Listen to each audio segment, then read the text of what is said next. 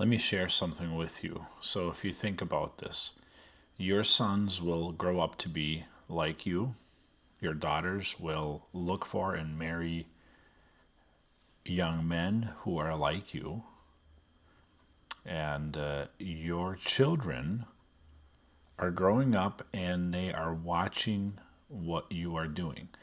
Sure, they're listening, they're hearing things. Maybe sometimes we think that they're not, but they are. But more than hearing you, they are watching you and they are absorbing and they are mimicking, they are modeling after you.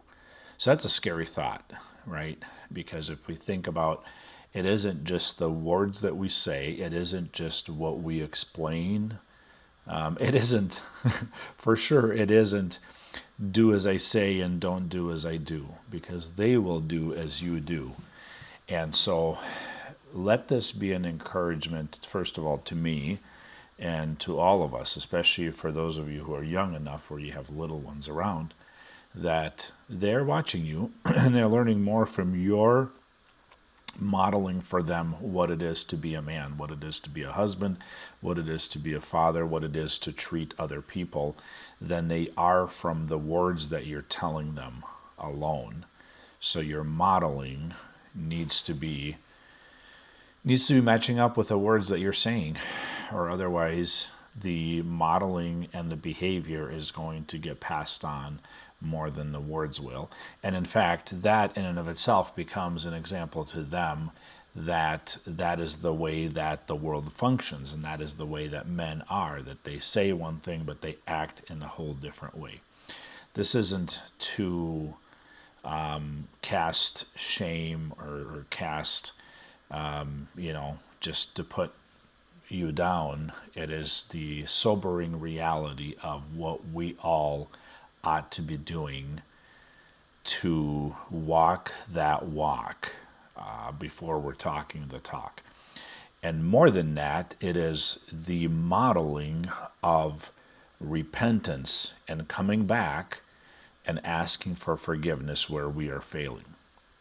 Because your kids need to know that you're not perfect and that you are not trying to exercise your authority over them as if you were perfect. But when your walking is lacking to match up to your talking, you are humble enough to apologize and to own those things and to reset those things, because that modeling then becomes the correct modeling for how they need to be doing their own walking when they will be failing, but to be able to hit that reset button with the apology, with the repentance, with the turning back and asking forgiveness. So let me encourage you with that. Please remember that your children are watching what you're doing and they're modeling you. They're learning from your behavior more than they are from your words. And so, again, knowing that we will all fail at that, be humble enough to talk to your little ones and apologize for the time you lose it, for the time you yell, for the time you act in a way that you walk away and you feel ashamed of what you've done.